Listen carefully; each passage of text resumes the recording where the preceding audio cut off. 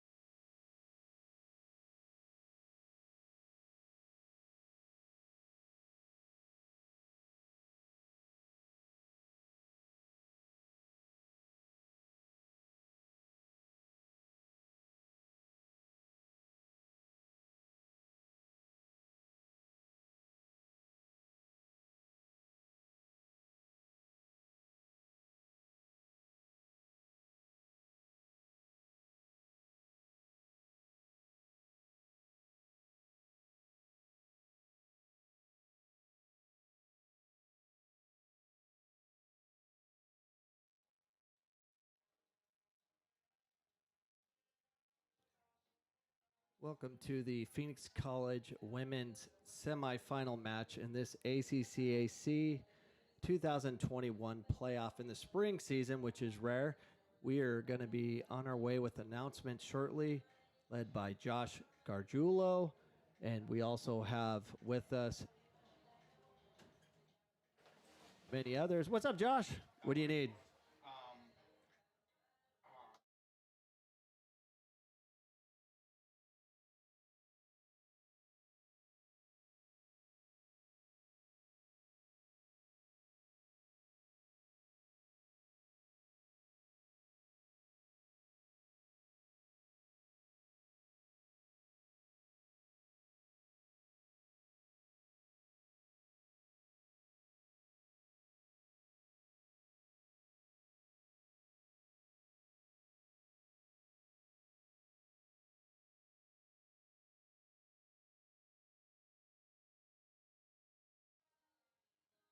Sorry about that. We had some technical difficulties we're dealing with, but we are excited to showcase the Phoenix College women's soccer program, who is currently #1 in the country.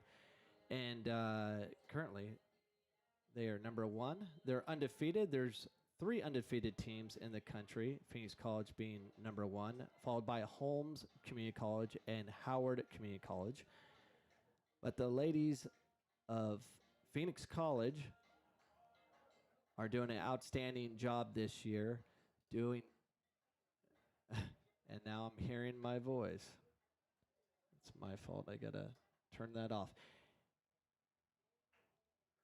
Other news about the Phoenix College women's soccer program. Player of the year goes to Kiana Miyazato, and coach of the year goes to Chris Sagar, both sweeping the honors for the 2021 ACCAC All-Conference Women's Program. First team All-Conference from Phoenix College is Zalma Torres, Daisy Meza, and then the second team All-Conference, we have Jennifer Avelar and Anacel Valenzuela Acosta. And now we are moving on with Josh Gargiulo, as he's going to be announcing the starting lineup for your Phoenix College women's soccer.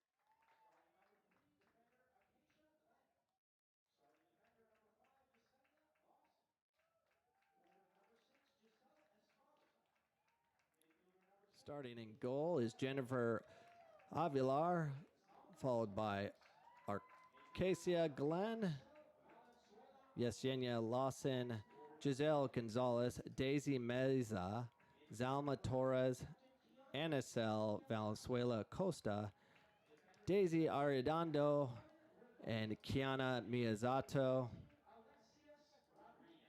Carmen Regozo, and Alexis Rodriguez. That is your starting lineup for your Phoenix College Bears.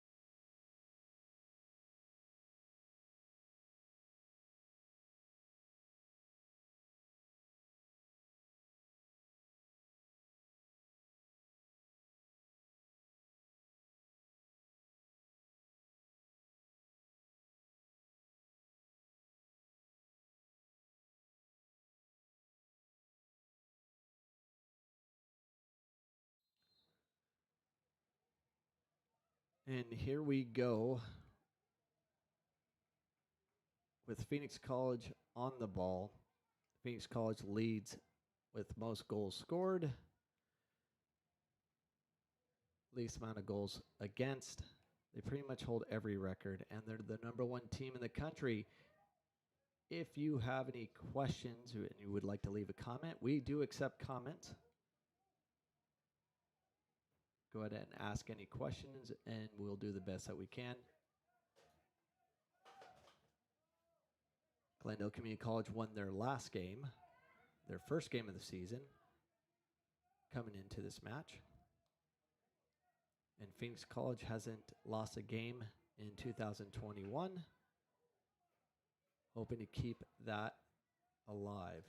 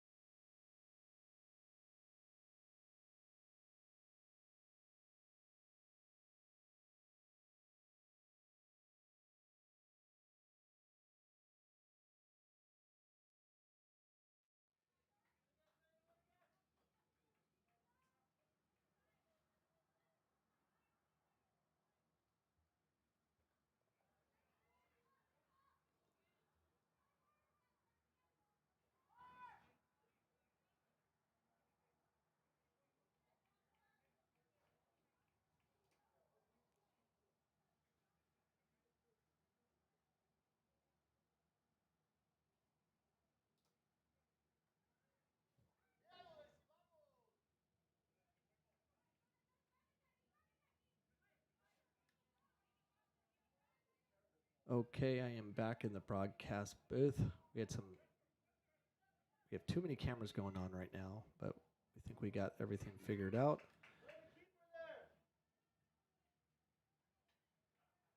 So Ruby, yes, we do have sound. We just had to mute everything while we're trying to get our technical things situated.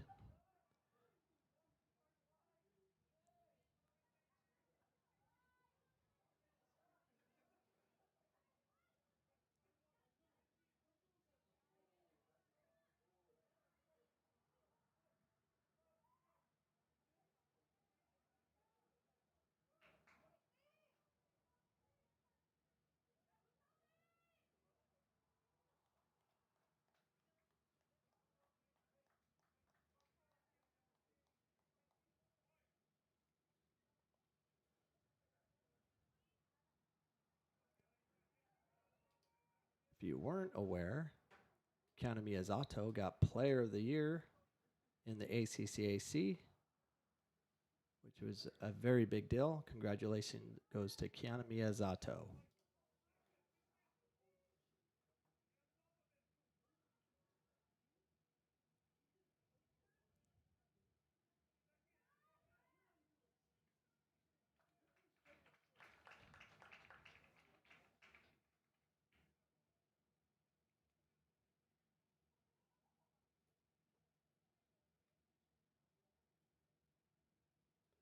Another corner kick for the Bears. And we have Coach Cigar, who got Coach of the Year.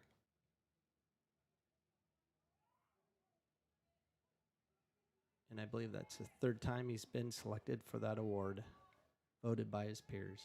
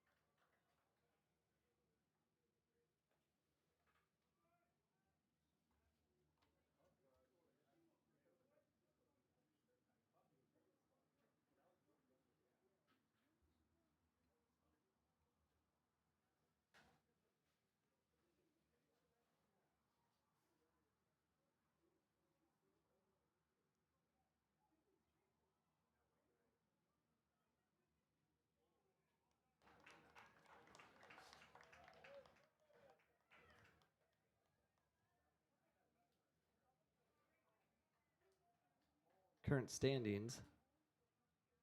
Finished season with Phoenix College in first, followed by Scottsdale, Cochise, Arizona Western, and Pima.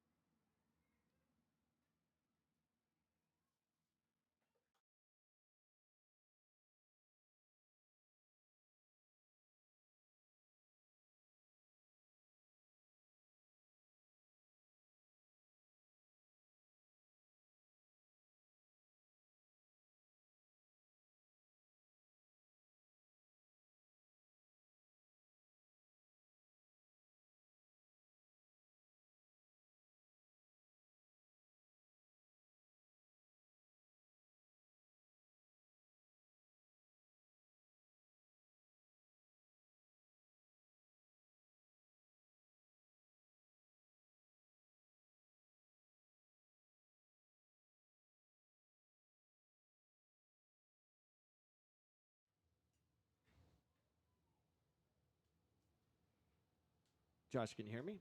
Yes, I can. All right. Well, Josh is our play-by-play. I'm a nobody trying to do color. I can do color, but I cannot do play-by-play. But Josh is here to take over and roll with it, and I'll just be... Keep it as real as I can, right? Yep. Definitely. So, looking down right now, it looks like we have number 12 down there. I want to say Logan Masden for the Gauchos, throwing it in, about to toss it off. Looks down there, about to be number 11, Jada Vera. Tossed it in now. Bears quickly dislodge that. Though Logan Masden takes control once again. Cross in. Stopped quickly. Cleared out by the Bears. Bears have been looking good all season. 8-0, have yet to lose. Number 1 seed here in the ACCAC tournament. The Bears win tonight. They will be hosting whoever wins the 2-3. Ball coming through right now, but grabbed easily by goalkeeper number 16, Ashlyn Hammock for the Gauchos. Chased real quick, forced out there by a Bears defender.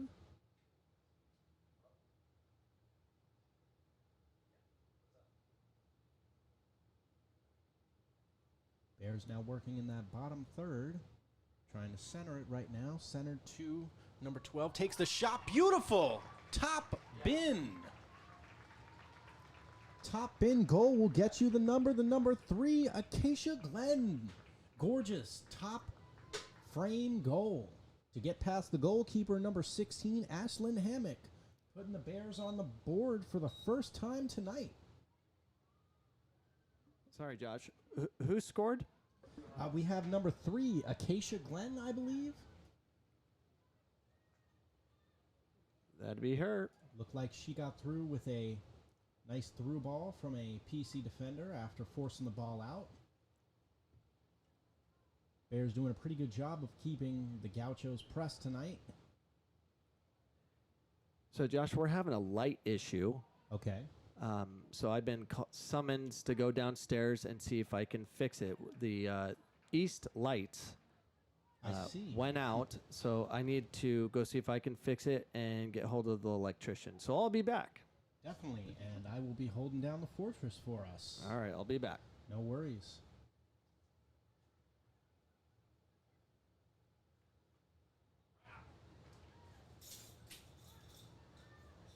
Bears press the Gauchos into forcing the ball out. Last touch, however, off the Bears.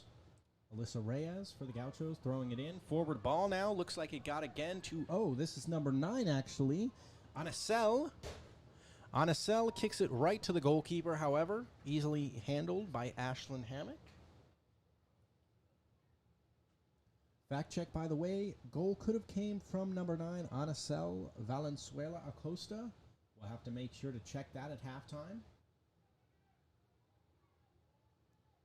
Gauchos now looking for the long ball. Getting it in, however, as I mentioned a couple minutes ago, quickly being dispossessed by the Bears on multiple occasions. Bears holding the fort down, have yet to really keep the Gauchos, keeping the Gauchos out of their box, I guess is a good way to put it, right? Taking care of all the business out here. Of course, all this made possible by Ty Lee, our producer. Quick shout out to Ty Lee. Thanks for all his help tonight and in the near future.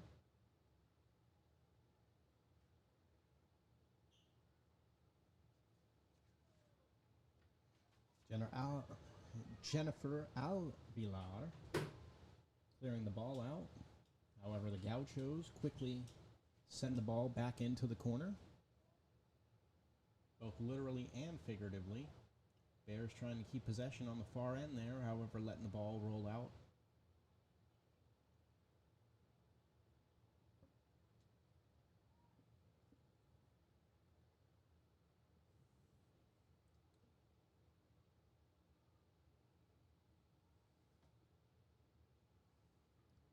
Interesting times here for the Bears. Again, 8-0 this season. Number 1 seed, nothing unusual. As the Bears are now looking in, has nothing but green ahead of them and a goalkeeper. Gaucho's defenders quickly close the box.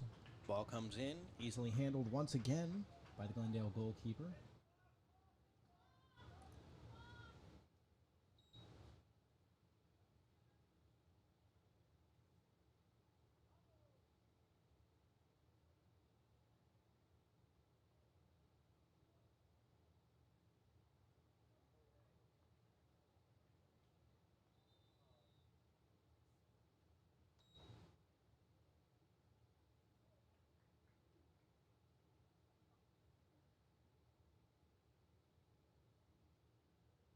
Water break now happening. First half water break per ACCAC rules.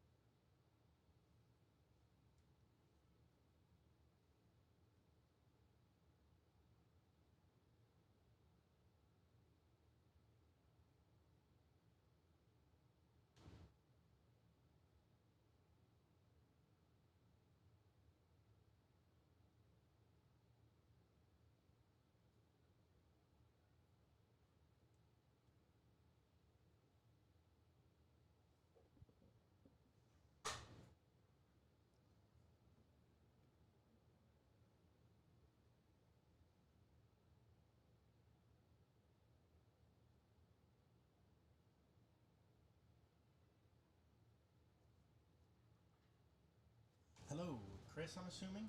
Yeah, what's up? Yeah, no, I'm so sorry about that. David's dealing with that little light thing. Cool. Definitely, I got it up there, and we are rolling. Thank you. Yeah.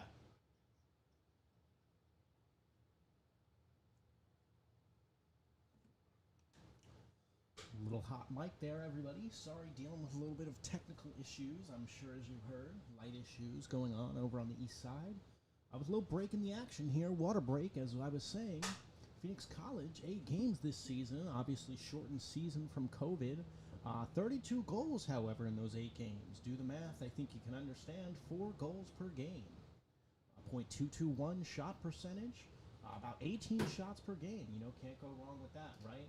Always good to see that. Leading goal scorer for the Bears, Daisy Meza, with 9 goals, 1 assist.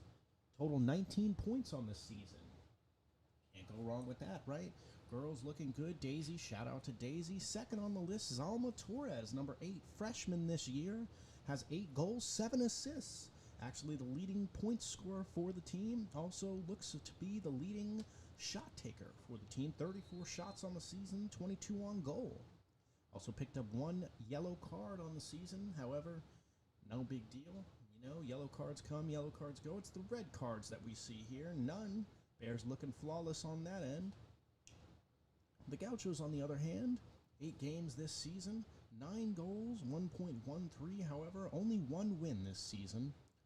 That 1 win, however, coming against Cochise College, a 4-1 victory for them. 2 assists on the night, also 3 saves by their goalkeeper. Gauchos looking real good. Shortened season for them as well. Only 8 games throughout. And looks like we'll be going back to action following this water break. Glendale Gauchos out there. Phoenix College making their way back out to the field.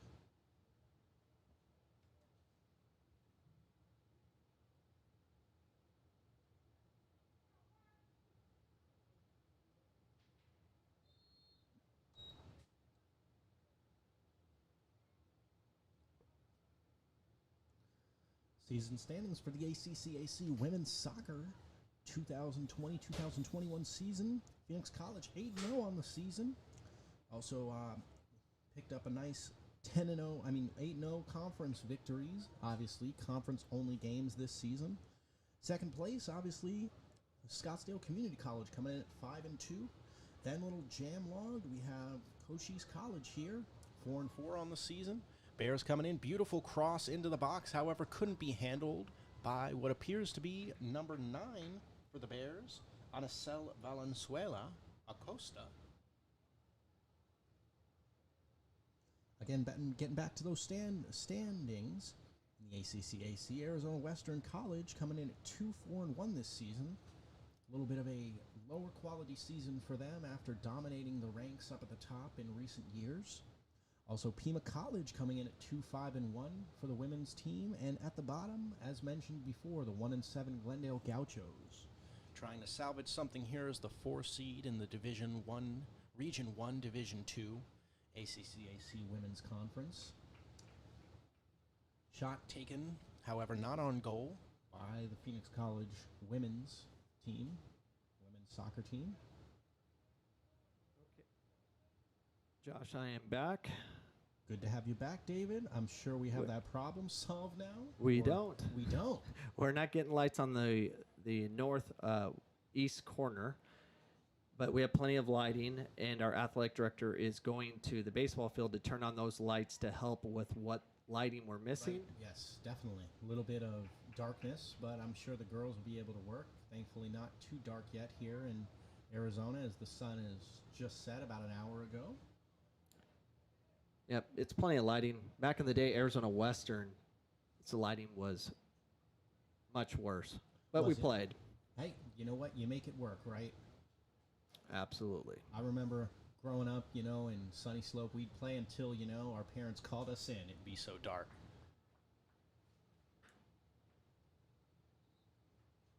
So, David, now that we have you back on the mic, how's it been coaching during this COVID season? Obviously, definitely a lot of changes, I would assume. A lot of, adjustments. Grateful that we had the opportunity to play, and still playing. We have our playoff game tomorrow, and we're playing at Paradise Valley Community College at 6 p.m. tomorrow, and we're hopeful we get through that so we can get to the finals and stay relevant like the women's soccer program. Definitely, and If I heard correctly, that's at Paradise Valley, you said?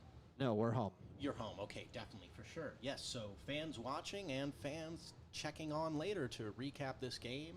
Be here tomorrow night at 6 o'clock, you said? 6 o'clock. Definitely 6 o'clock here as your Phoenix College Bears will be taking on the Paradise Valley Pumas. We'll need your support as they're looking to get to their, 15th, 16th, 1000th straight ACCAC finals? This would be our 5th time in like 7 years. Hey, that's a good number right there. But we still got to get there, so. We still got to get there, right? Hey, definitely looks like a strong team. I was actually looking at your stats yesterday. Have a lot of goal scorers on that team. Similar to, Chris's team here. Looks like a lot of different, distribution. A lot of assists. I know that's part of your game, a lot of heavy passing. I just want to outscore the opponent. I don't care about defending. You heard it here first from the man himself, right? He loves scoring, obviously. 11-1 yesterday against Gateway Community College. Definitely sent a message to those coming in. And looks like Phoenix College might have a little bit of an opening here. Pressed by the defenders and almost gets a shot in there. That was Zalma Torres. Was that Zalma? A little bit hard to see from here. Probably going to need to invest in some binoculars in the coming games. She was she's the all-time leading goal scorer out of Agua Fria High School. Okay. Nice. So a little bit of a local legend, right? As I was talking about before you came here, Zalma, a freshman this year, actually the leading point scorer for the women's team. 8 goals, 7 assists, 23 total points. Also, the shots leader for the women's team has 34 shots, 22 of them on goal. Shots on goal percentage coming in at about just around 65%, actually .647 to be exact, for those statisticians out there. Yeah, Zalma Torres actually played with my daughter. Did she? Yeah. Ryan, a long time ago. And she played with both. She played with Dakota as well. Okay, yes. Okay, definitely. Right, and we know are you still over there, if I remember correctly, over at Millennium coaching? I'm at Millennium, and my daughters went to Agua Fria. Definitely. Okay, yeah, so kept the separation of sport and state, right? I guess you could say, instead of church and state. I just took whoever hired me at the time, so that's how I ended up at Millennium. They said yeah. yes. Right? Well, and you have, obviously, you have Keeley as your assistant coach, if I'm correct, right? The assistant coach for Chris Cigar's women's team down there. She's actually been working, doing a great job. She's also kind of, wearing all the hats, right? She's coaching her own team. I saw her. Did a goal. Put that on. That's 2 for the Bears now. And that was Acacia, right? Again? Was that Acacia? I believe so. Goal number 2 for Acacia. Glenn. Acacia, if that's her second goal tonight, that would put her at 4 on the season. And also bring her in to be the 4th top scorer on the team.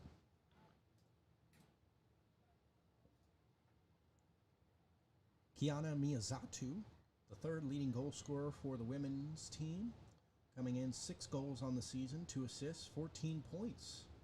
Yeah. Kiana Miyazato comes from NAU. Okay. And before that, she was at Millennium High School, where Keatley and I had a chance to coach her. Definitely, I'm sure so. Chris kind of got a little bit of a secondary scout to come in, right? Check her out beforehand. I will do my best to send as many girls from my high school program to Phoenix College as I can, because it's a great place to be. We love the instructors. We love our SAS mentors, Fred Amador in particular. He does a great job. We just want girls to be taken care of, and they're taken care of at Phoenix College.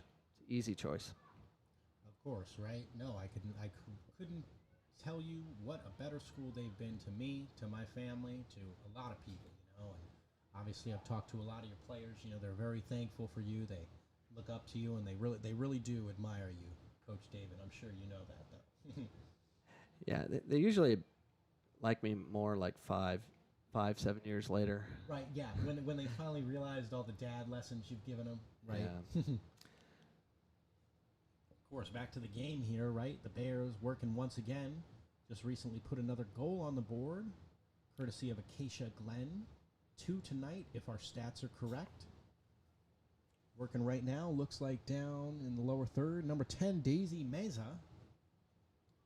Ball turned back over to the Gauchos, but then quickly reestablished. It's also Acacia Glenn's birthday. Is it? Yeah. So she's having a field day, right? Making the most of her birthday. Yeah.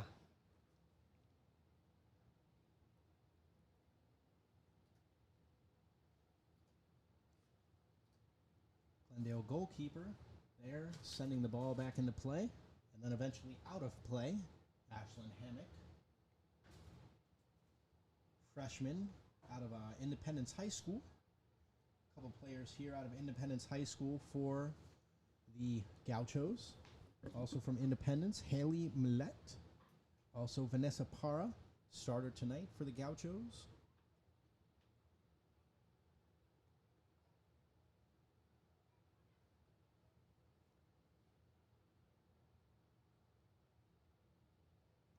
Seems like Phoenix College is settling down and starting to play like they're accustomed to. It seemed like they started a little nervous, and now they're settling in. Right, kind of want to take that, flow out of the game for the Gauchos, right? As another opportunity comes in, and a beautiful goal looks to be number 8, Zalma Torres. Beautiful composure, putting the defender on her hip. That was Anicel Valenzuela. Definitely. A little bit hard to see the numbers from up here. I recognize her from the distance because she's another product from Millennium High School. Is she? Definitely. Anicel Valenzuela Acosta. Yep. Got her right there, right? Making it 3-0.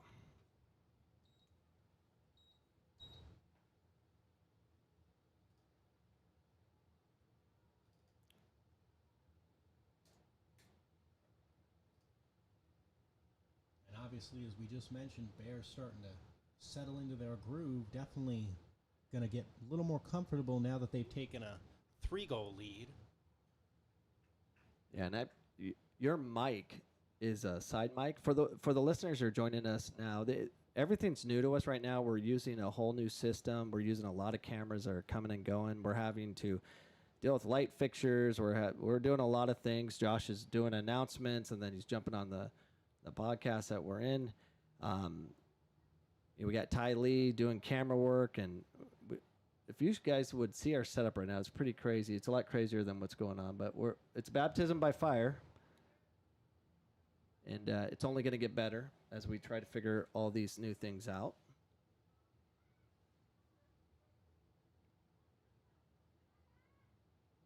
And Acel trying to work past her counterpart, number 9 for the Gauchos, Casey Merce. Gauchos now back in possession, but Bears quickly retain possession. Now back to Anacel. Bears looking for the opening, just a little bit too far.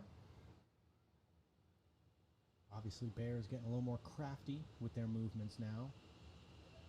Obviously, high risk, high reward.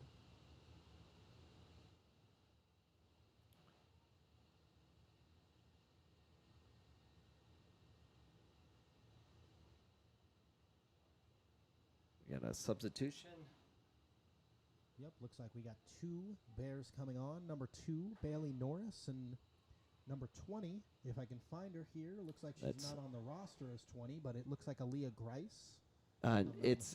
It's Scout Bachgalupi, or Anna Bachgalupi, but also goes as Scout. She's also the backup goalkeeper, and she can play field as well. Okay, I see her right there. Oops, just grazed right over her right there. I see her now. Yeah, Scout Bachgalupi is actually best friends with my oldest daughter, who's going to school at BYU.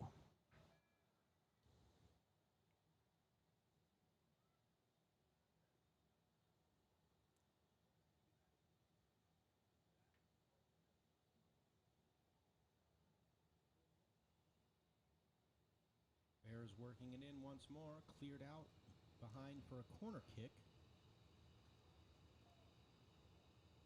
Looks like Daisy Arredondo heading out there for the corner kick.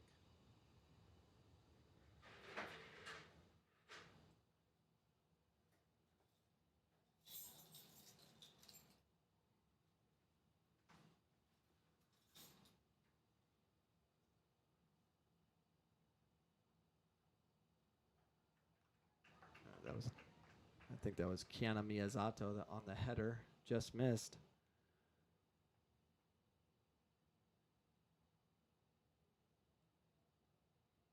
Gauchos looking to reset, down 3 goals late in the first half. Bears just Heavy when it comes to possession. not sure what the official percentages is, but I'd definitely say we're looking at probably a 70-30, 80-20 possession split between the two schools. It was pretty even in the beginning, but the Bears have taken over as they settled into this game. So I think you're pretty close to being correct on that. Looks like an interesting approach here. Looks like Bears are going for a long throw-in.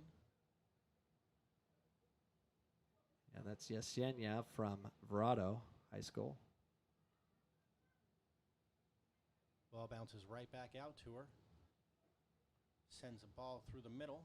Goes through about 4 or 5 different players on both teams. Foul called by the ref. Looked like a little love tap by number 5, Yesenia Lawson. No harm, no foul, though. As a great voice once said.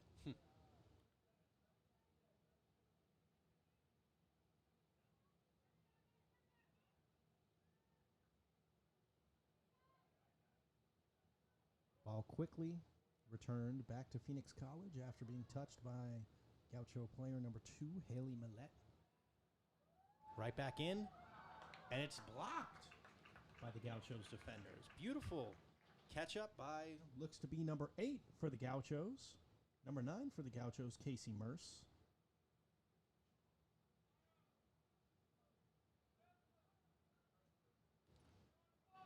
corner for the Bears, however.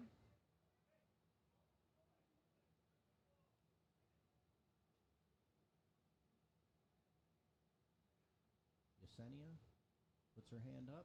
Takes the kick. Goes right over the head of a Bears player. However, Bears still in possession. However, bad ball in. Gaucho's a little anxious to clear that one, however.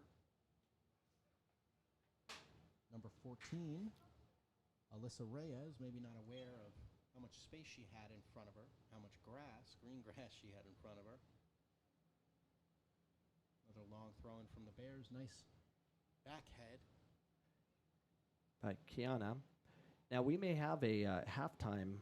We should have Aaliyah Grice, who's not playing tonight. She's coming off an injury, but looks to be healthy.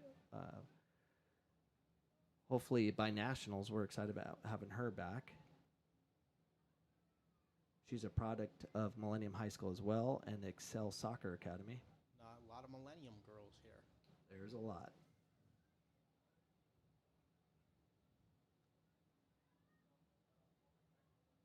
Yesenia working that right side. Got another corner kick. Another corner kick. As heard by the man himself. On the defense there, number 12 for the Gauchos, Logan Matston.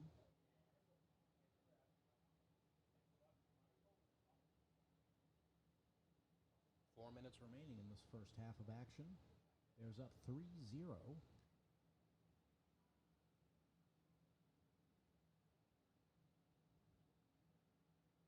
Oh, wow. And the shot, and it almost goes in. Actually, a beautiful save by number 16, Ashlyn Hennick of the Gauchos. Yeah, that was an amazing header by Jasmine Gonzalez, number 4 for the Bears. Beautiful display of skill by both sides. Great save by the keeper. Right. Another corner kick. What, 4th, 5th corner kick so far in this first half? At least.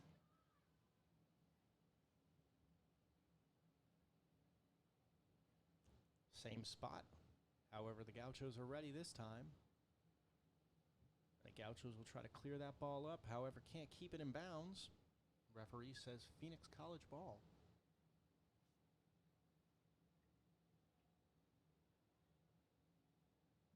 There's a halftime for the playoffs are increased to 15 minutes from the normal 10 minutes during ACCAC play. So we'll have an extended halftime, which will give us opportunity to talk to Aaliyah Grice to talk about how she thinks the Bears are doing and how she's enjoying her time at Phoenix College.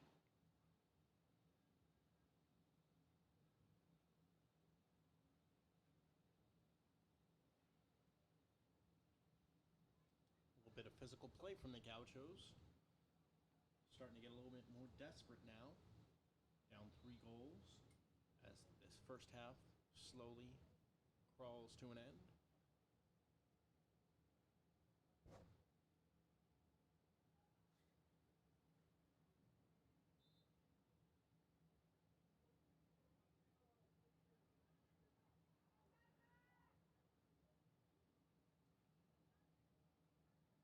Through ball. However, both Bears players not on the same page.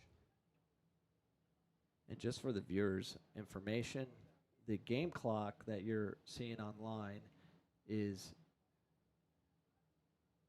5 seconds behind the official clock. So when you see the players walking, count to 5, and you'll know where you're at. So if we score a goal and they say we ran out of time, it might be the case. Beautiful, beautiful, beautiful dribble between a couple Gaucho defenders. However, could square the shot up, right? Bears applying heavy pressure throughout this first half. Keeping right on pace with their 18 shots per game. And that was Daisy Arredondo, number 7.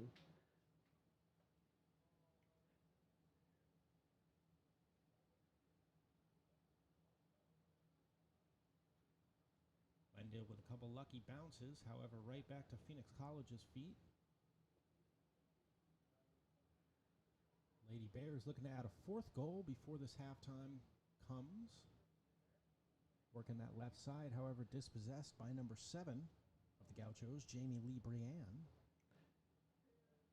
And with this victory, if the score stands 3-0 and the Bears win, this should put them as an automatic qualifier for the national tournament. I see. Interesting. So no regional tournaments this year. Well, we're in the region tournament, and if they win tonight, which it looks like they're going to, they're the number 1 team in the country. So they're going to play the winner of Scottsdale and Pima, and Scottsdale is, I think, number 10 in the country. I see. So even if they lose on Saturday, they're going to be okay. And as you're seeing the players walk off, we just like to let our fans know it is the end of the first half. The Bears are leading the Glendale Gauchos 3-0. And David, go ahead. And we're going to go to some commercial breaks. We'll be back with you with Aaliyah Grice. The benchmark for what student-athlete success is all about here at Phoenix College. It's the Student-Athlete Scholastic Success Program. It's helped our more than 250 student-athletes get a better education and a better chance at a 2-year and 4-year degree. Find out how a little sass is making a big difference at PC.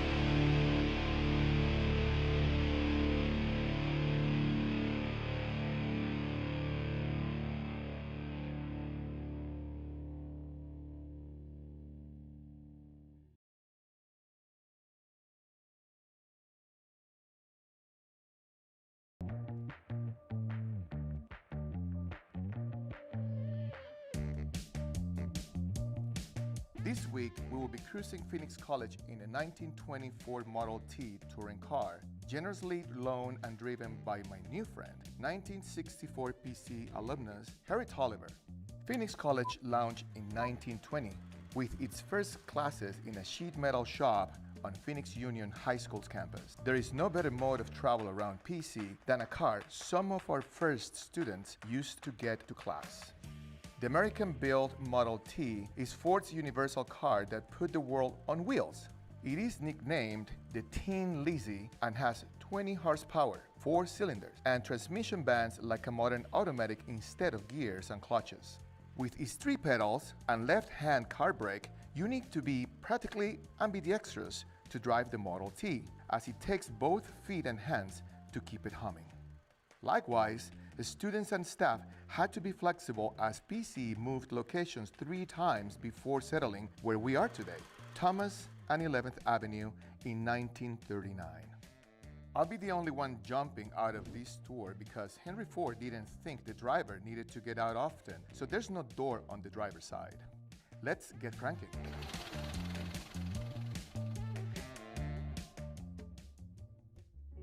Hello and welcome to Beerapalooza. I'm Oscar de las Salas, and I used to attend Phoenix College a long time ago. I'll tell you about that in a little bit. But because of the current situation, Phoenix College is not able to have an open house for alumni and new students as it was planned. Therefore, we thought the best way was just to create a virtual tour, one that you can check online actually if you miss any of these chapters. Right now, I'm in front of the Hanley Center, which is the one-stop enrollment center for all new students. This is a tour of all the campus and most of the wonderful buildings that are part of Phoenix College campus. And for that, we have a beautiful surprise. We have one of the alumni of Phoenix College, Harry Tolliver, and his 1920 Ford Model T joining us today. But he also brought with him his mechanic, Craig Leach, just in case something happens. What's up, guys? How are you doing? Doing great. Very good. Are we gonna go out for a tour? We can. Let me put my mask on. So let's go.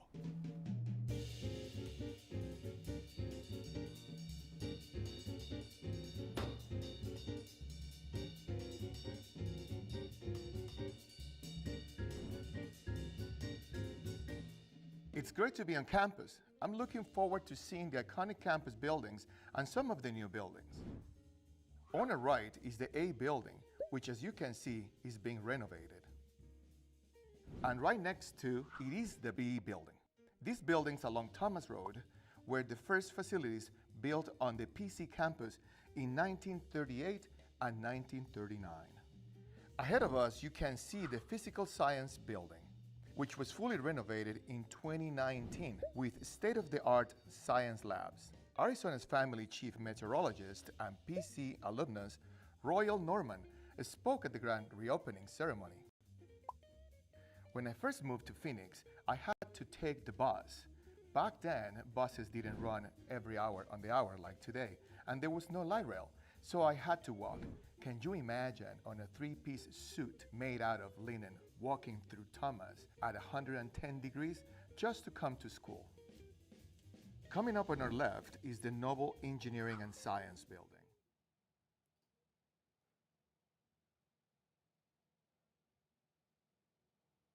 All right, let me bring Aaliyah on. There's Aaliyah. Aaliyah, can you see me? Let's see, you're muted in sound level. Let's see.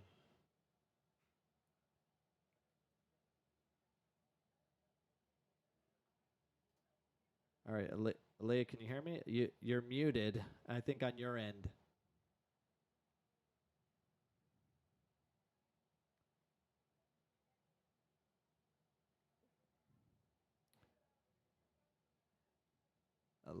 I don't know if you can hear me, Aaliyah, but I cannot hear you. Oh, there you are. I got you. My fault. Okay, there we go. You can hear me? Yeah, I can hear you. It's dark where I'm at.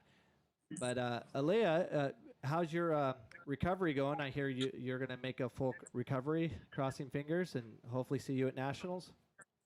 Yes, praying. They take care of business the next 2 games. I'll be back on the field soon. I did warm up today. It was good. Still a little bit of discomfort, but we're working towards it. Yeah, we're excited about having you back. So this is your first year at Phoenix College. How has your experience been? It's been great. I haven't played in about 2 years, so it was nice getting back on the pitch. The girls are great. We have really good chemistry, and it's nice because I've played with multiple girls previously, so it's good to be back. I guess I can stand up a little bit, then you can see me a little bit. We're having lighting issues everywhere. So we're hopeful to get those lights fixed by tomorrow is the hope for the men's game. Yeah. So for the ones I don't know, what position do you currently play with the Phoenix College women's team? Currently, I do play center back, preferably the left side because I am left-footed. But yep, center back. And you played for yours truly at Millennium. Yep. Millennium, and you're a tiger, and now you're a bear. Yep. So tiger or bear? What's your favorite mascot? I'm gonna go with the tiger. I gotta stay true. Only you've been there longer. You bleed purple, huh? Yep. If you guys win a national title, you get a ring. That may change, but that's okay.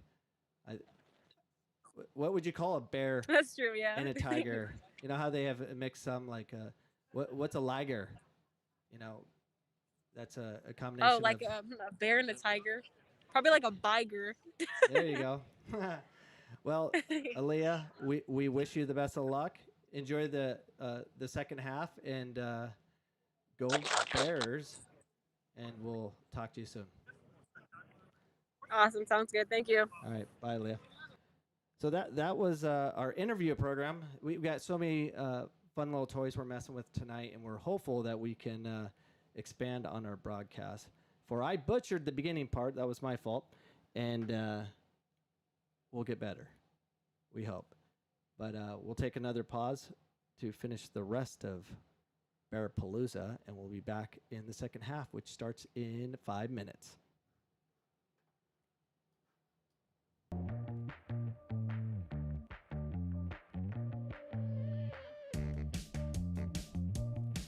This week, we will be cruising Phoenix College in a 1924 Model T touring car, generously loaned and driven by my new friend, 1964 PC alumnus Harry Tolliver. Phoenix College launched in 1920 with its first classes in a sheet metal shop on Phoenix Union High School's campus. There is no better mode of travel around PC than a car some of our first students used to get to class. The American-built Model T is Ford's universal car that put the world on wheels. It is nicknamed the Tin Lizzie and has 20 horsepower, 4 cylinders, and transmission bands like a modern automatic instead of gears and clutches. With its 3 pedals and left-hand car brake, you need to be practically ambidextrous to drive the Model T, as it takes both feet and hands to keep it humming. Likewise, the students and staff had to be flexible as PC moved locations 3 times before settling where we are today, Thomas and 11th Avenue in 1939. I'll be the only one jumping out of this tour because Henry Ford didn't think the driver needed to get out often, so there's no door on the driver's side. Let's get cranking.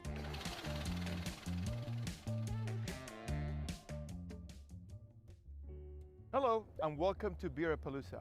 I'm Oscar de las Salas and I used to attend Phoenix College a long time ago. I'll tell you about that in a little bit. But because of the current situation, Phoenix College is not able to have an open house for alumni and new students as it was planned. Therefore, we thought the best way was just to create a virtual tour, one that you can check online actually if you miss any of these chapters. Right now, I'm in front of the Hanley Center, which is the one-stop enrollment center for all new students. This is a tour of all the campus and most of the wonderful buildings that are part of Phoenix College campus. And for that, we have a beautiful surprise. We have one of the alumni of Phoenix College, Harry Tolliver, and his 1920 Ford Model T joining us today. But he also brought with him his mechanic, Craig Leach, just in case something happens. What's up, guys? How are you doing? Doing great. Very good. Are we gonna go out for a tour? We can. Let me put my mask on. So let's go.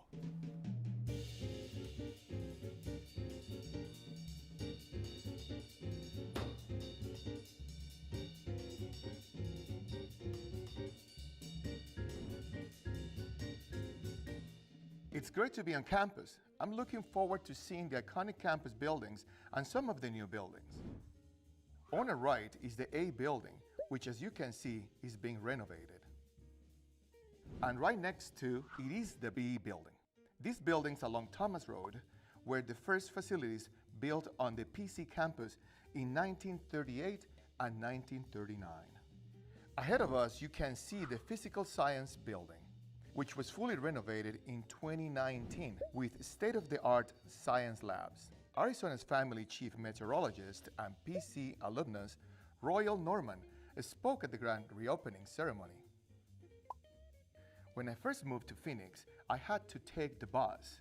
Back then, buses didn't run every hour on the hour like today, and there was no light rail, so I had to walk. Can you imagine on a 3-piece suit made out of linen walking through Thomas at 110 degrees just to come to school? Coming up on our left is the Noble Engineering and Science building.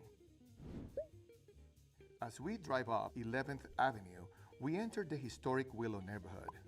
This was one of Phoenix's first suburbs in the 1920s. Many community and business leaders have attended Phoenix College. Phoenix Mayor Kay Gallego took accounting classes at PC. City of Phoenix Fire Chief Cara Kalkbrenner completed her associate's degree right here at PC. And City of Phoenix Councilwoman Laura Pastor is a PC alumna. As we drive back onto campus, we see the Dalby building on the right.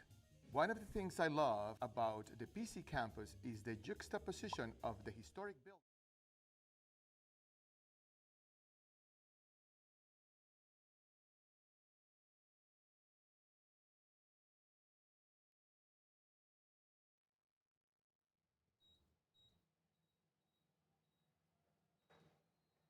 Okay, we are back for the second half. The Bears lead 3-0.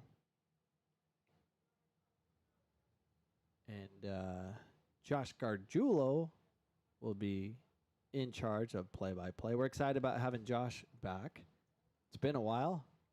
COVID has really screwed everything up and slowed everything down, but we're in catch-up mode, and we're hopeful that we can, through the leadership of Josh Gargiulo, get things rocking and rolling. Ever since we've gotten Josh back, things have already improved, and we're excited about having Josh. And also Ty Lee. Ty Lee is back, who helps with, he's pretty much our, what would you say, Josh? He's our technical. So we'll call him IT. We need a nickname for him. Right, I don't even know what you would call him, the computer guy, but that's too generic. He is, he does some interesting stuff. He networks a lot of our stuff together, but we got a lot going on here, but we're settling in. We had our halftime interview with Aaliyah Grice. That went well-ish. And the Bears are up 3-0, so that's good. Can't go wrong with that, right? And they're also taking control of the ball to start out this second half. Waiting on the Bears, waiting on the ref to blow the whistle. And the Bears are off. And in possession, number 11, Kiana Miziato. And Ty Lee had to go downstairs, so I'm going to cover the camera for him right now. So I'll be back as soon as Ty Lee gets back. Nice poke by number 3, Acacia Glenn. Acacia trying to work that corner. However, can't find any of her teammates in the box. Quick dispossession again. Yesenia now trying to corner it. And a beautiful shot and another goal for the Bears. A beautiful setup by Yesenia Lawson, the goal scorer. I didn't see who. I didn't see who it was. I didn't see it, but Yesenia with the assist, we're saying? Yesenia Or with did she score the goal? She was with the assist. Definitely Okay. with the assist. Yesenia with the assist. And if you're watching the broadcast, let us know. And we'd love your opinion, because we got a lot going on here. We're just trying to keep up. All right, I'm going to get on that camera. Yeah, no worries. Bears once again in possession. Working again.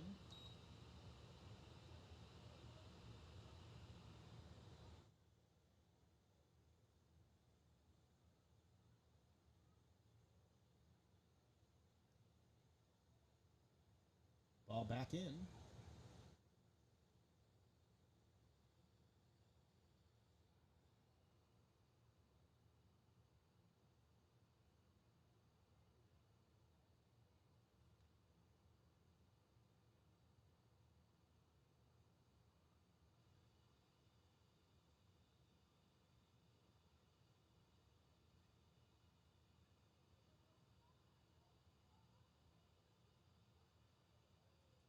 Bears working alongside. Cross coming in from number 8, Zalma Torres. Torres can't find her teammate down in the corner, however. Looks to be number 10, Daisy Meza.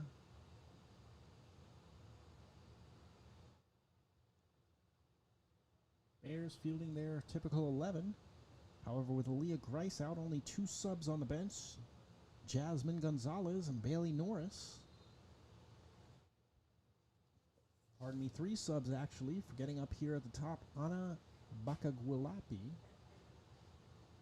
Also 2 scratches for the Lady Bears. Raquel Moreno and Vanessa Uriarte. Bears now with a free kick. Looks to be number 9, Anacel Valenzuela Acosta. Setting up, weighing her options.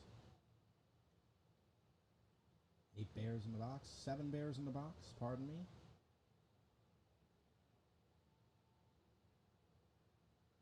Little slip, Bears trying to get possession back, quickly dispossessed real quick.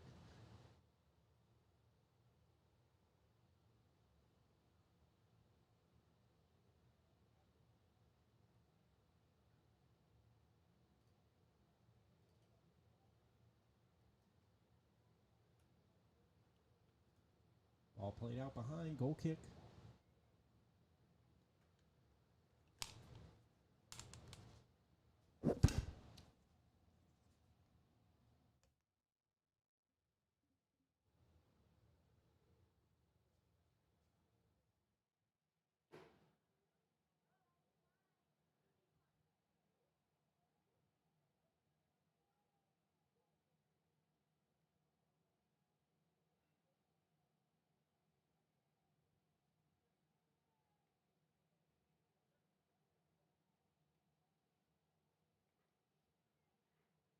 There goes Kiana Miyazato through the 18.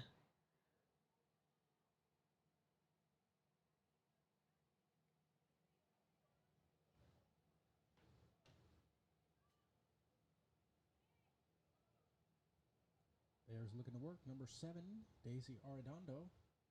Working in. Gaucho's just looking to clear the ball out. However, Bears still in possession. However, pass cannot be completed to Acacia Glen.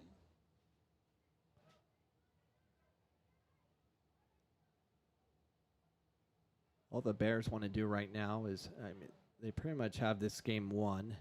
They just need to now stay healthy, avoid the cards, and just keep building on what they're doing tactically so they're ready for their next game, which will be the championship game right here at Hoy Stadium this Saturday.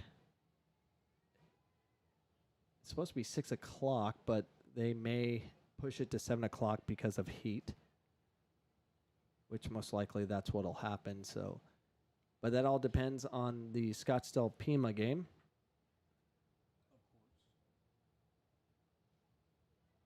And I'm going to see if I can get an update on that. And if you have an update, if you guys know the score of the, whoops. We have another goal for the Bears. And again, I missed who scored that. As we're trying to get you an update on the Scottsdale Pima game, we miss all the action going on here. For the 5th goal of tonight.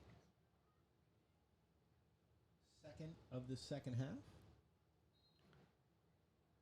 And I'm going to try to get the scores, or who scored the last 2.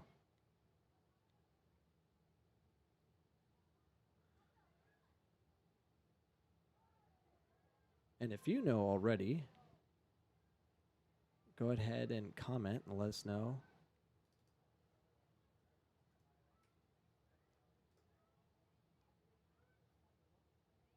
Glendale just looking to salvage something at this point. As the Lady Bears begin to run away, once again turned over. Quick shot by number 7 of the Bears, Daisy Arredondo.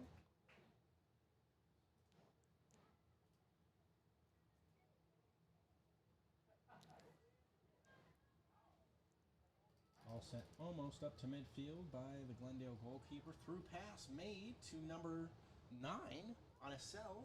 Valenzuela centers it in, however, can't be controlled by the Bears forward. Glendale now working in their own backfield. Once again, Bears back in possession almost as quickly as they gave it away. Step over, shakes off the Glendale defender. Acacia now with the ball. Glenn passes it in, however, Glendale will let that ball bounce behind for a goal kick.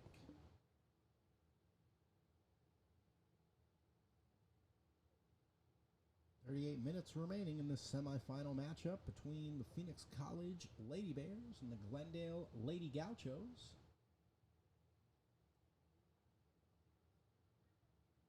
Bears holding a steady lead thus far, commanding their field presence and making sure Glendale has none.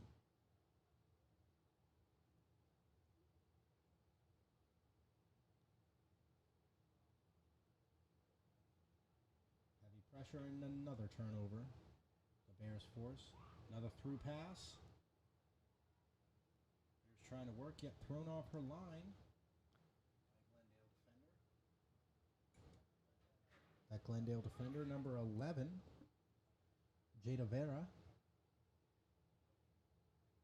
Jada, a sophomore from Mountain Ridge, listed as a defender on the roster, however playing more of a central defending midfielder position today, running both up top and playing in the backfield.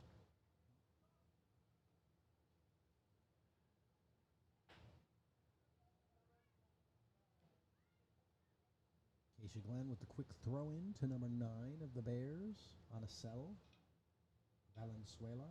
Valenzuela now looking to dribble through. Can't split the defenders. Nice shot. And a beautiful goal from right outside of the box. That was Kiana Miyazato. I saw that one. So Kiana, is that her second goal? Which Kiana is also the player of the year for the ACCAC. And that's what Kiana does.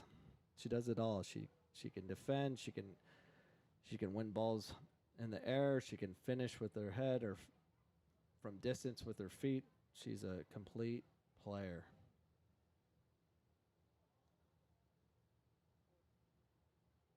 I got to fix this clock.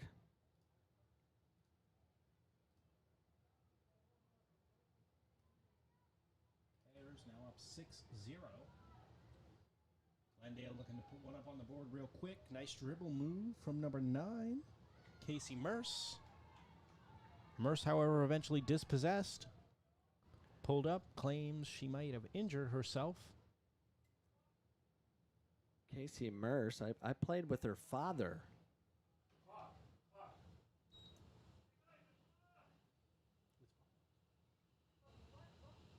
Hey, you gotta hit the clock. Yeah, it's paused.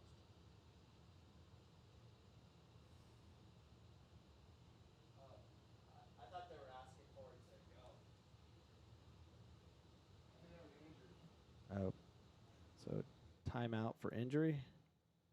Yeah, it looks like Casey Merce. Yeah, so it's 6-0. I gotta fix that too, and they're screaming at us to deal with the clock when it's 6-0. Right. What is your hope? Valuable seconds here. Yeah, we got to get the 8th and 9th goal. We're gonna want to have this game get to the 70th minute, I believe, or 80th minute. No, 70th minute before all the lights turn off. And if all the lights turn off, they have to replay the game. We don't want that. Keep the clock running, I say. Right. We're still looking at another 15, 25 to shave off before we can officially bag and tag the game.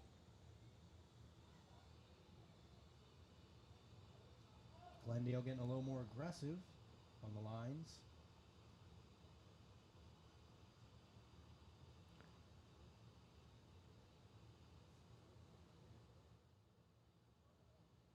I got to figure out how to adjust your mic. It's picking up the AC, but that's an adjustment we have to do afterwards. But this is all new to us. New mics, new system, new program, and we're just winging it. In hopes by the fall we figure all this stuff out and we can put on a great show for everyone. Fantastic show, right? That's the goal. We got to do better by the fall. I mean, bringing you and Ty Lee back in will certainly help. But when you have the number 1 team in the country in the women's soccer program, the number 1 team in the country in the softball program, the baseball team is number 1 in Division II for Maricopa, and the men's soccer team is number 6 in the country. We're doing quite well, so we need to showcase it. Right, need some showcase, right? Need the light, you know. It's all about being able to, expand these kids' careers, hopefully, to the 4-year level and, ultimately, right, the university level, Obviously, we saw the success of recent, alums, course, Ariel Aguas recently with GCU, nationally ranked. Did they actually end up winning the WAC tournament? No, they lost in the finals They did. to the Air Force. Wow. But they made the tournament for, I think, the third Yeah. time in Coach Ellis's career, who is now retired. Yes, who's now retired, right? I saw that they hired his replacement last week after a long-awaited search.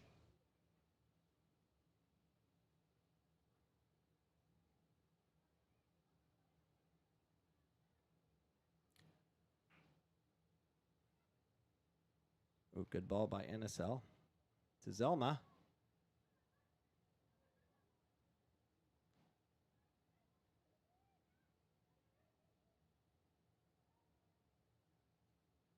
Zelma and NSL are a dangerous duo. They combine so well.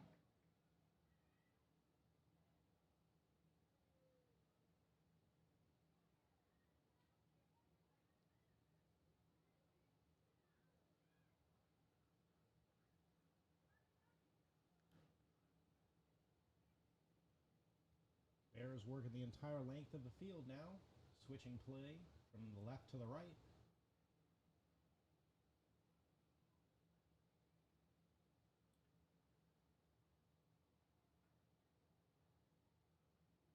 So Alexis was one of the goal scorers that we missed out on. Alexis Definitely Rodriguez. Rodriguez, number Yeah. 18, yes. Anisel and Alexis had the last 2 goals. But I think I asked that before they scored this 6, and then by the time they got to me, We They're- already had another we're- one up there. yeah.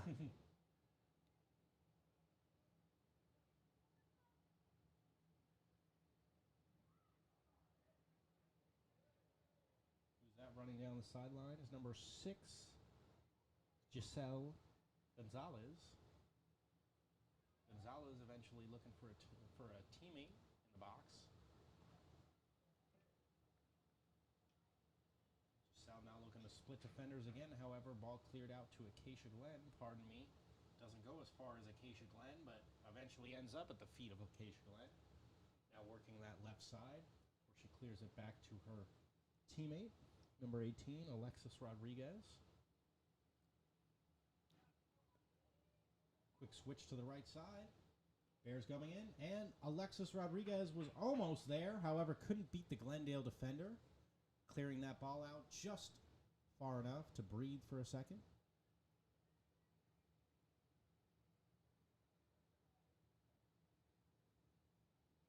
Ball forced out of play, however, not a corner. Able to keep it on the right side rather than be going behind. but it's almost like a corner because Yesenia can throw the ball a mile. Right, that's kind of the luckiness of having a long throw specialist as another sub comes on. 30 minutes to go here in this second half of action. 60th minute if you like to refer to the time upwards.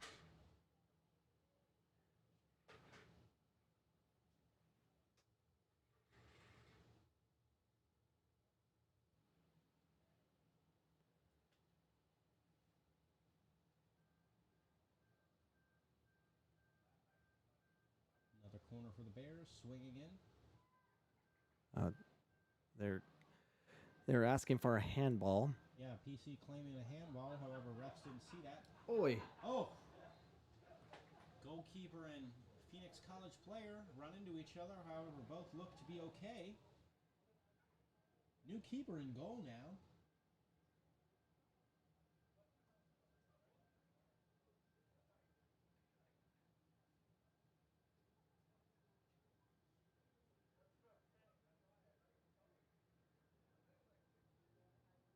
Yeah, the handball. I don't even know what a handball is anymore.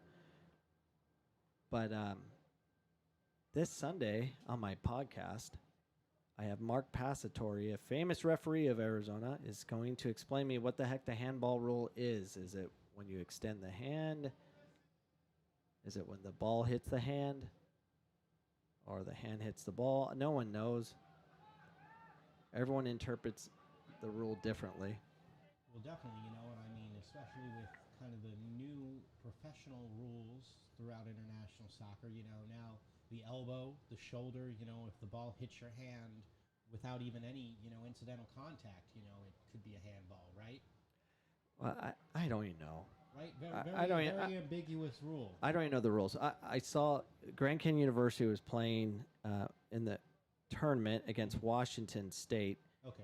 and a Washington player defender kicked the ball into his hand in the box, and it was not a handball. Where everyone I talked to, what I thought was a handball, but apparently it's not a handball because he didn't deliberately kick it into his hand. Interesting. And it's a new rule that just went down like Mm-hmm. 3 so months the rules ago. definitely vary based on, you know, what league you're in, right? Even what conference you're in. I don't even know. I know nothing. I need to learn more. It keeps me less angry. Shot from the Ooh. Bears. Ooh, and it just goes past the front of the post. Yeah, Zalma Torres. She may look small, but she plays very large. Right, definitely think put a lot of whip into that She ball. she lead. I believe she leads the conference in scoring, or in total points. Well, let's find out. I want to put it on the screen right now. Yes, she does. I mentioned that She- earlier, actually, with Yeah. 23 points. She has 8 goals and 8 7 goals. assists. A dual threat for the Bears, obviously, both Yeah. with her vision and with her foot. I'm gonna put the points now that the ball's out of play. The points total. Yep. Points. Zalma Torres has 23 points. She's in first, and Meza is in third. Definitely. In the 19, right? yeah. 19 points there. Yep, 9 goals on the season. Leading goal scorer for the women's team.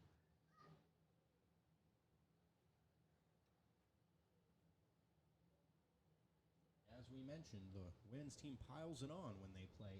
Eight games this season, 32 total goals across those 8 games for a 4.0 goal average per game. They have no off switch. They just keep going.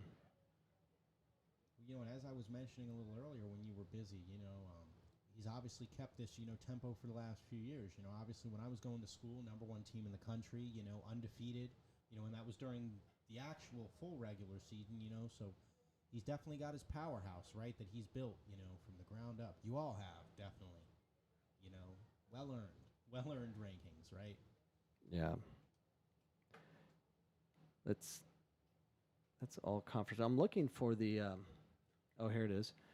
So for region voting, once the play goes out, I'm gonna show the viewers the first team all region. Definitely. I'm gonna bring that up now.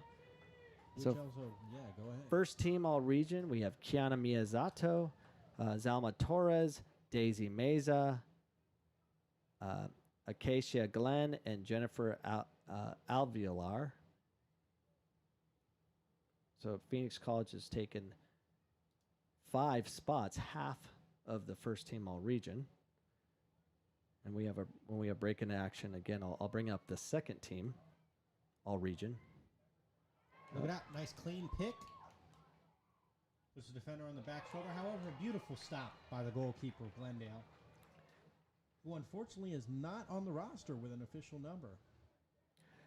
I think that they're having to share jerseys. Are they? Yeah, because they're limited with numbers.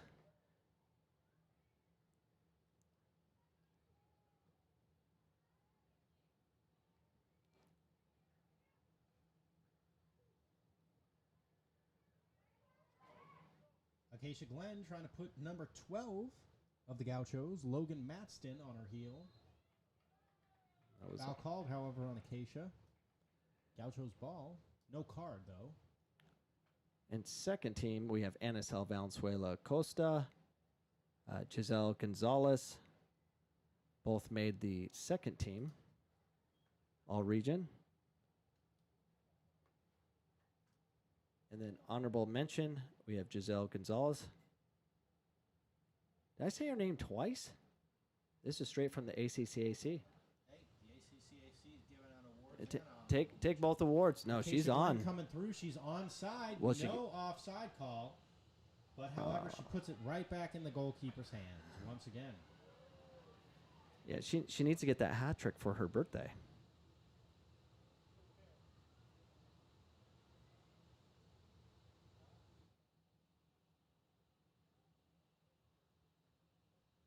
.0 right now. Bears up. Cruising with 23:08 left in this match. Another through ball. Logan Madston can't keep up, and a beautiful shot. Looks to be who I thought was number 3. Number 9, Anacel Valenzuela. With how many goals is that? Is that a hat trick for her? Is that a hat trick for her? It may just be. Yeah. Honestly, David, so many goals I can't keep up at this point. It looks like with that goal, we'll go directly into the water break. Oh, and then we'll take a small commercial break. The benchmark for what student-athlete success is all about here at Phoenix College. It's the Student-Athlete Scholastic Success Program. It's helped our more than 250 student-athletes get a better education and a better chance at a 2-year and 4-year degree. Find out how a little sass is making a big difference at PC.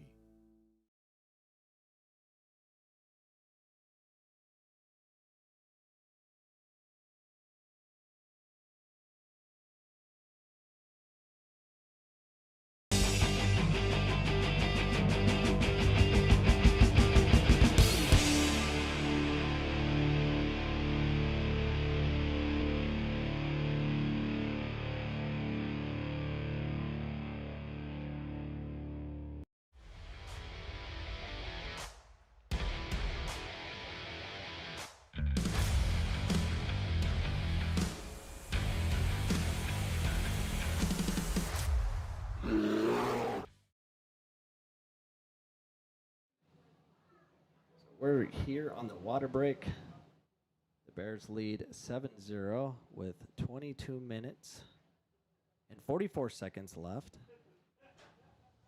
by the official clock. And we have a lot of cool things happening with the women's soccer program. They're number 1 in the country. They're heading on to the championship game this Saturday.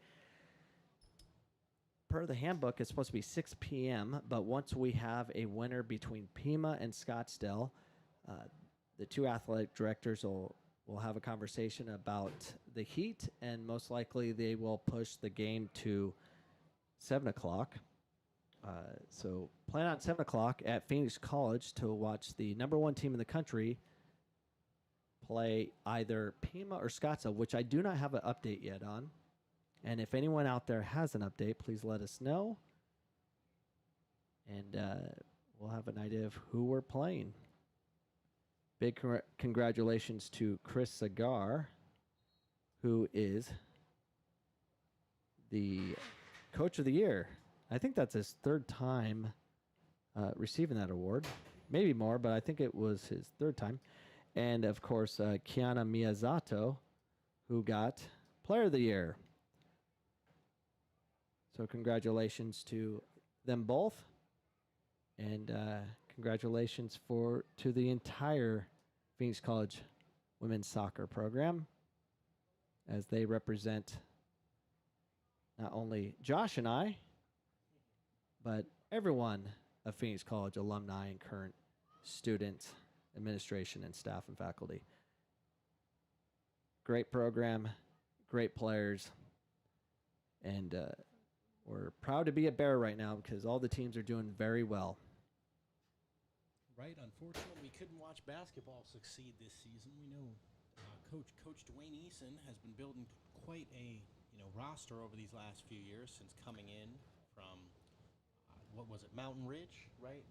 Mountain View. Not sure where exactly he was coaching down there. It was a mountain. It was a mountain, right? I always get confused between Desert Mountain, Mountain Ridge something, I don't know. Right. Sunrise Mountain. There's so many, right? And then you got all the different this is, right? Yep. No, of He- course. But he's rocking and rolling. He's already has all his players signed for the fall. Wonderful. Good to hear, right? Yep, and they're looking good. No, of course. And, talking to KK, right, our new athletic director, Christine Kincaid, former basketball coach here, former CAC basketball player, Central Arizona basketball player, says that the fall is going to be back to normal. Volleyball, men's and women's soccer, and, then we'll quickly segue kind of into that fall, winter, men's, women's basketball situation, right? Yep. And KK is interim athletic director. We're waiting to hear if she's officially or who's ever is going to be official athletic director. We haven't heard word yet. But she's doing a great job as interim.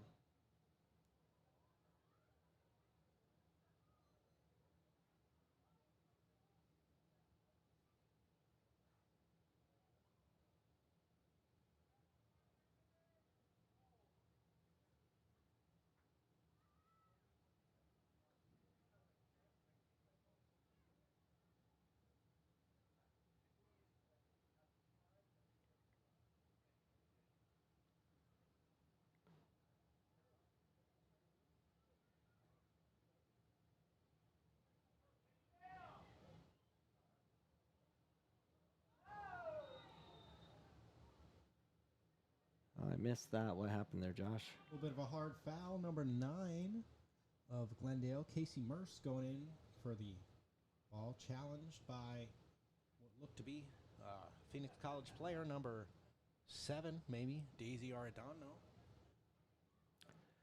There's shown a yellow card by the referee. There was a comment asking, was her father good, referencing... Your previous statement, yes. Yeah, he was good. He actually had played here at Phoenix College, not as a player, but we had a game here a long time ago. We had a scrimmage, and I remember he actually got into a bit of a scuffle like 15, 16 years ago with Maxi Vieira, and it was interesting, to say the least. But, yeah, he was a good player. I think his daughter's better.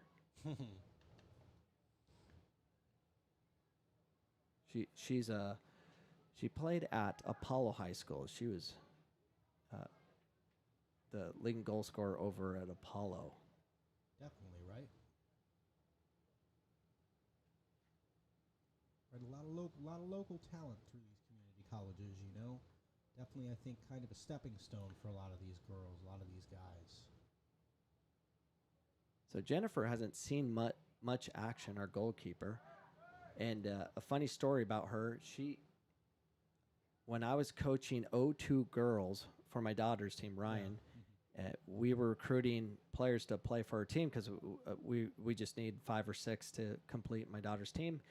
And so we went to a Latino league at Fear Farm. Okay, yeah. And we found 4 or 5 girls that played with boys. And Okay. she was a goalkeeper, played on an all-boys team. Wow. And we recruited her. And her first female team she played with was U11 with my daughter. Wow. Yeah. Small world. Small world, right? Yeah. And well, obviously she's good, but to see a little 10-year-old... playing against the boys, right? No, of course, right? Yeah, in a Hispanic league, Right, and like which is no joke. Oh, no, of it's course, very right? serious. Growing up in Sunny Slope, right? Those street games were definitely, the biggest thing for the neighborhood. Yeah, culture matters.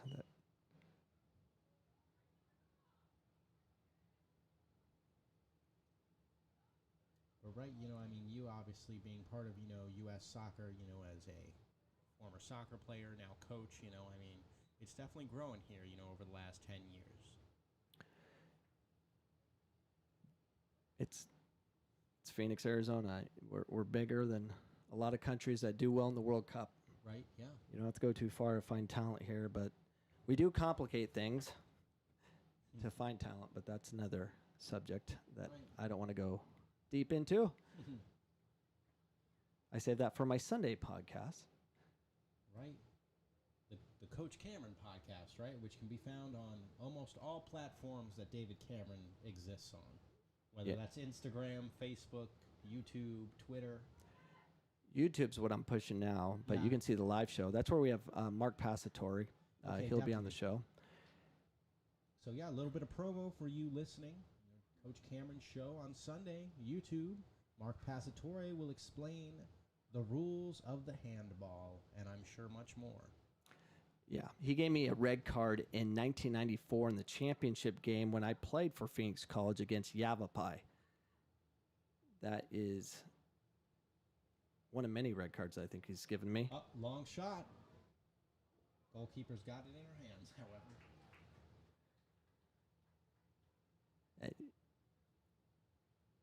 And that's just what a true goal scorer does. I mean, Zelma just always paying attention. Right, Keeper's out. I'm going to shoot. For the shot, right? Nice shot in this goalkeeper. Looking decent for the Gauchos. And I forgot to start the clock. But I'll fix it. Another long shot off the top of the bar. PC looking to sprint on that one. However, big number 12, Logan Madston.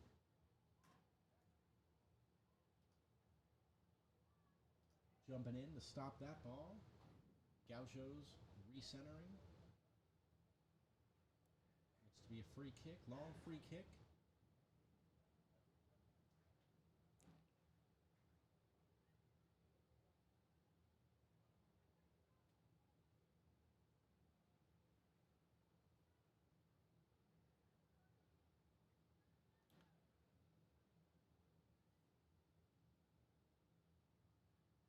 Gauchos just looking to get one up on the board.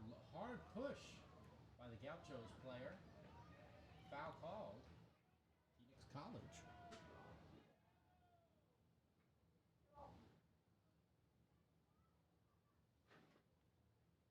PC in no rush. Long ball going deep. Nice little touch on by number 9. Anicel Valenzuela. Finds her teammate in the corner. Forced out by the Gaucho players.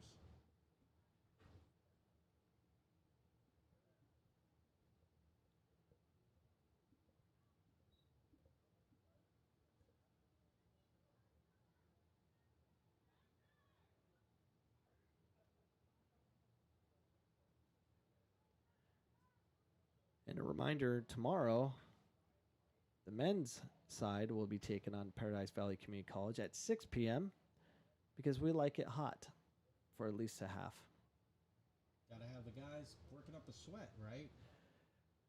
And the fans. And the fans, right? Everybody working up a sweat. And that'll be live streamed as well, right here on YouTube. And a quick reminder for everybody, too, if you are attending the game in person, we do ask that you please bring a mask and please wear it when you are standing. And that is just for precautionary reasons. Ooh. So we got 11 minutes left. And we just need to, we got the victory. We just need to get out of here with a win and no injuries, no cards. And just move on to Saturday. Right, Glendale might be looking to press forward for that one goal. Now, PC just needs to not be baited into dumb foul, I guess is a good way to put it, right? yeah. What else do we have going on this week? So tomorrow we have baseball, right? Yes, so actually we have a nice little triple header, according to you. So we'll have men's soccer, which is led obviously by you, the great David Cameron, at 6 o'clock. And we also have a nice little softball tournament going on tomorrow. We have a 10 a.m. start. However, the Phoenix College women's softball team, I guess there's only one women's softball team, right?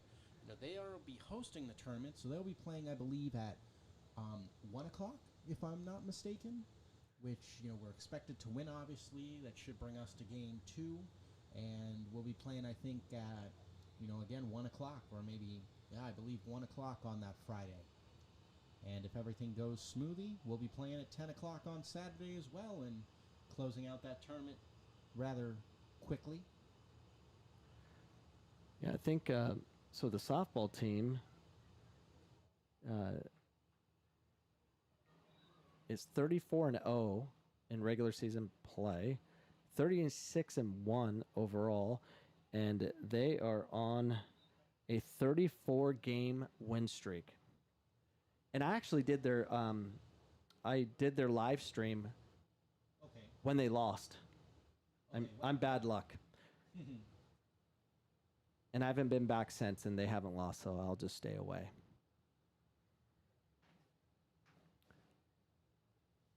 But they're number one in the country, 34 straight games, and then before that they won 28 in a row, dating back pre-COVID.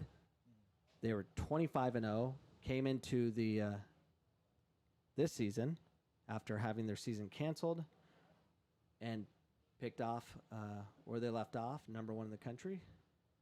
And they're just breaking all kinds of records. Their last record was 28-0. That was the longest streak ever. And now they broke that with 34 in a row. Right, Hines setting records every year. A little bit of I guess, yearly achievements awards for the Bears. I think they took ACC Player of the Year for the Division II. They also took Pitcher of the Year, and of course Hines Coach of the Year, I think, as you mentioned a minute ago. So Hines, again, setting records, looking for that hopeful 9th national championship. Has been denied in recent years. However, continually sweeps the ACCAC tournament. Hence the, I guess, confidence in the softball team to close out this Region 1 tournament fairly smoothly. Yeah, they're on their way to win their 10th national title. Their last national title won was 2014. So it's been a while.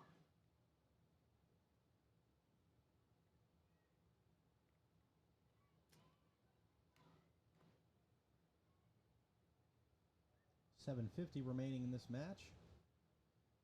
Gaucho's playing for pride now as number 13. Megan Tracy has the ball at her feet, passes it over to number 1 of the Gauchos, Haley Sherwood.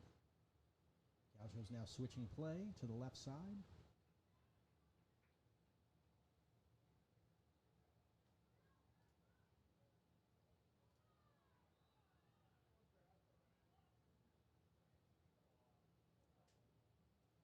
And of course, we talked about a triple header tomorrow. Last but not least on that list of games, we have Phoenix College men's baseball playing tomorrow. Men's baseball, 12 o'clock start versus,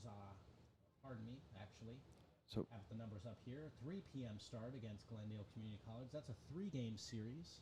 So the baseball team's playing Glendale? Yes, the baseball team will be playing Glendale. And softball is playing Glendale, and we're playing Glendale now. I guess it's just a couple days of us playing Glendale. Right? It's the Gauchos versus the Bears. Well, I avoided Glendale this week, so I'm good. So I guess you were right on par, right? I'm just doing things different. Not number one in the country, not number one in the region. I'm just being different. So 1 o'clock tomorrow, the softball will be playing Glendale. Then 3 o'clock baseball, Glendale. Right. So you're doing baseball, right? No, I am doing softball. You're doing softball. Yes. Ty Lee's doing baseball. And I believe we have an announcer named Sal coming in tomorrow. So Ooh. Shout out to Sal for picking up the baseball duties. All right. So you'll be getting a complete broadcast from Phoenix College. I think tomorrow we may be using all Ty Lee. Ty Lee has a huge setup. Yeah, We're trying to mix setups. A lot of things happened before this broadcast. We're trying to link up 2 different programs. And it was working for a while. Then it kept pausing. So we had a lot of problems, but we got through it, and we're here.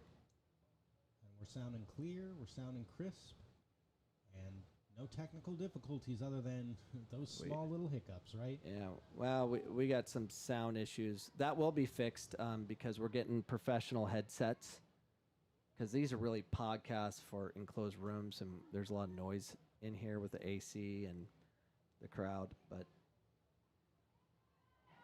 it all can be fixed.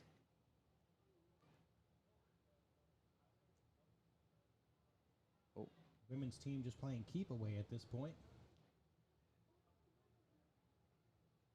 However, can't keep that ball in bounds. Speaking of keep away, so last night, I'm just trying to rotate players in the game to keep everyone healthy because we're beat up, and the starting lineup knew they were coming out at the 20-minute mark, and they knew it, so they kept possession of the ball for 8 minutes to avoid. Wow. To avoid it going out. You were there, right? Yeah, of course. Remember, they kept the ball for like 8 minutes, and they're just playing keep away and not trying to score because they didn't want to lose possession. Right, yeah. So they didn't have to come out. So I couldn't get all my subs in and rotate them for like till the 12-minute mark. Yeah, right. And I'm trying to rest these guys. I'm like, what are you doing? Right. I'm like, we're banged up and you're playing too many minutes. Yeah. And I've never dealt with that before. Like, what do? I can't call timeout. Right, yeah. Number 4 for the Bears, Jasmine Gonzalez getting in, however, blocked. Yeah, that was different. So. Oh, I bet. No, of course, And I'm screaming at him, go forward, just shoot or something. And we couldn't get the ball back. I'm actually going to check and see how many consecutive passes they made, which should be up.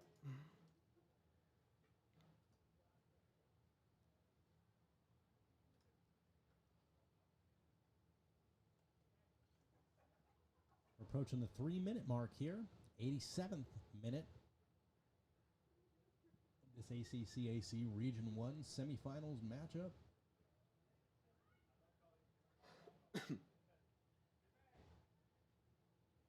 Looking for the Ocho.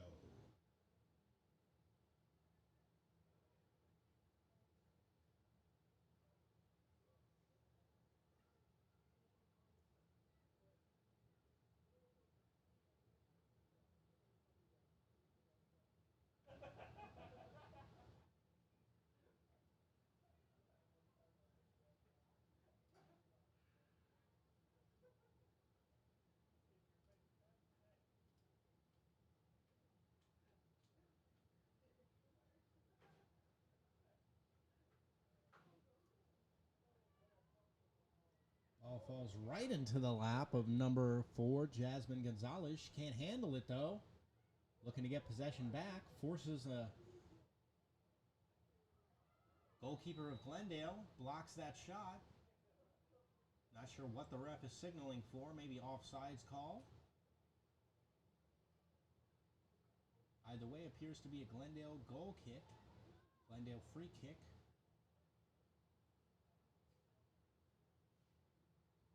Logan Madston puts her hand up to take it. Right back to number 2, Bailey Norris. Norris and company looking to burn as much time as they can, as we're looking at about just under 80 seconds now left in this semifinal game. Another through ball bounces off number 4, Jasmine Gonzalez. Once again, splits the defense. Careful. That number 20, Anna Bakagualupi, if I'm pronouncing that correctly. Bachkalupi.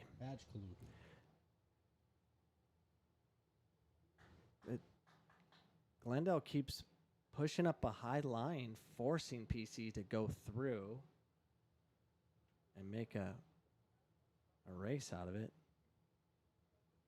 40 seconds left in this matchup. I think Glendale has kind of accepted.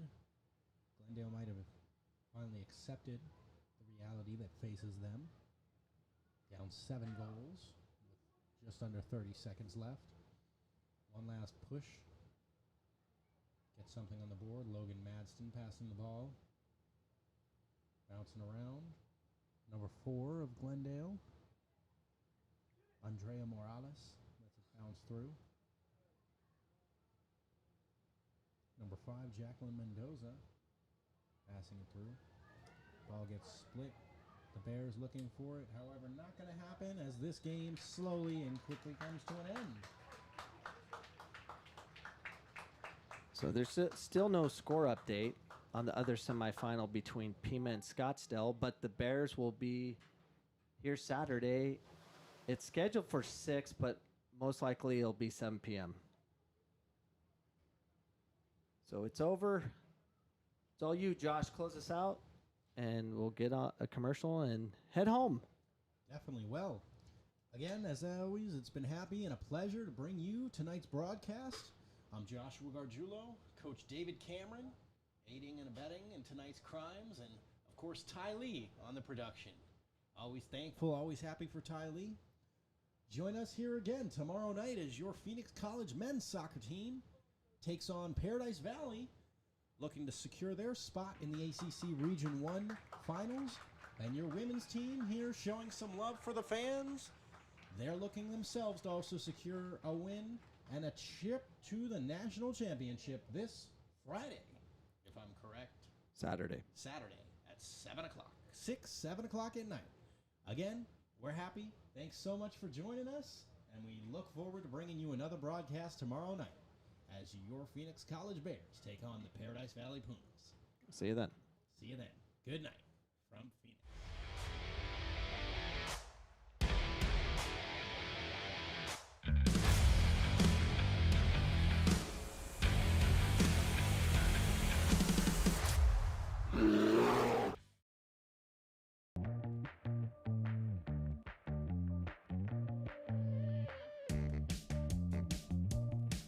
This week, we will be cruising Phoenix College in a 1924 Model T touring car, generously loaned and driven by my new friend, 1964 PC alumnus Harry Tolliver.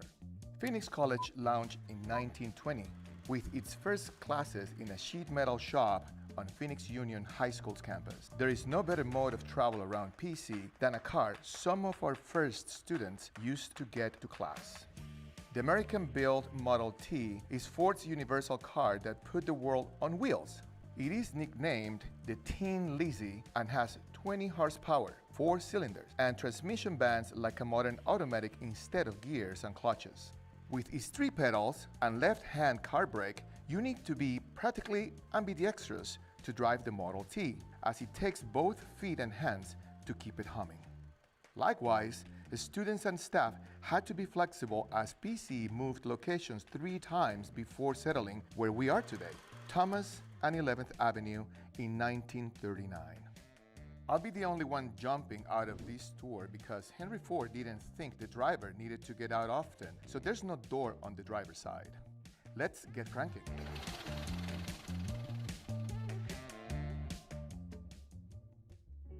Hello and welcome to Beerapalooza. I'm Oscar de las Salas, and I used to attend Phoenix College a long time ago. I'll tell you about that in a little bit.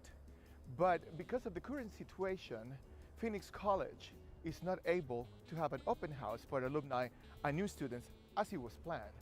Therefore, we thought the best way was just to create a virtual tour, one that you can check online actually if you miss any of these chapters. Right now, I'm in front of the Hanley Center, which is the one-stop enrollment center for all new students. This is a tour of all the campus and most of the wonderful buildings that are part of Phoenix College campus. And for that, we have a beautiful surprise. We have one of the alumni of Phoenix College, Harry Tolliver, and his 1920 Ford Model T joining us today. But he also brought with him his mechanic, Craig Leach, just in case something happens. What's up, guys? How are you doing? Doing great. Very good. Are we gonna go out for a tour? We can. Let me put my mask on. So let's go.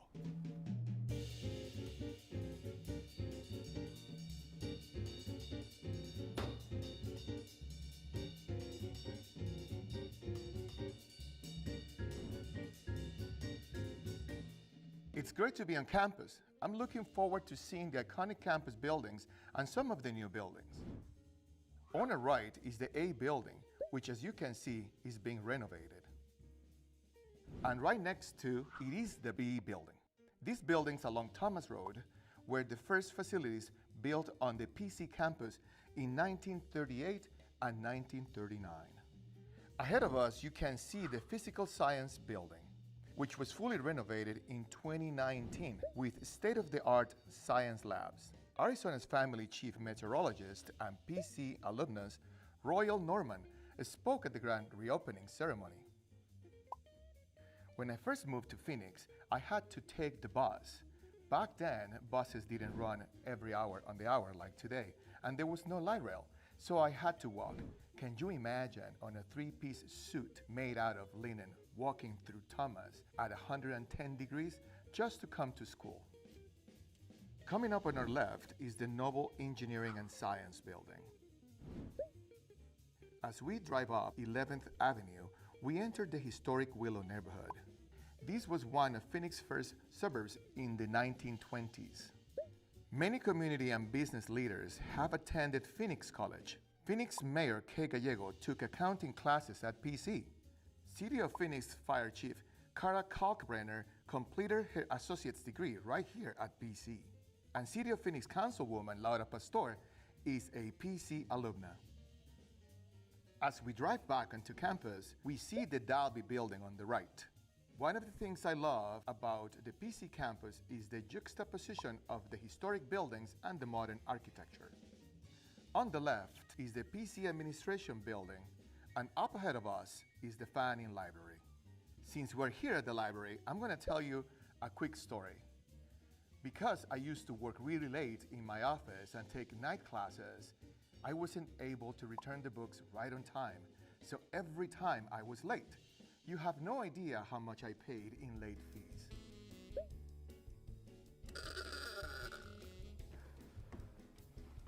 Thank you so much for the ride. Thanks. So here we are, in front of the Fanning Library. This is a very important building in the campus, not only because it hosts the library, but because also hosts the IT desk and the Learning Commons. This building is part of the grand campus of Phoenix College. Now, this is the end of this installment. If you have missed any of them, you can see them all online by visiting phoenixcollege.edu/100. Well, I think it is time for me to go pick up one of my books. Even within the times of computers, iPads, and cell phones, I do still read books printed on paper. I'll see you guys soon.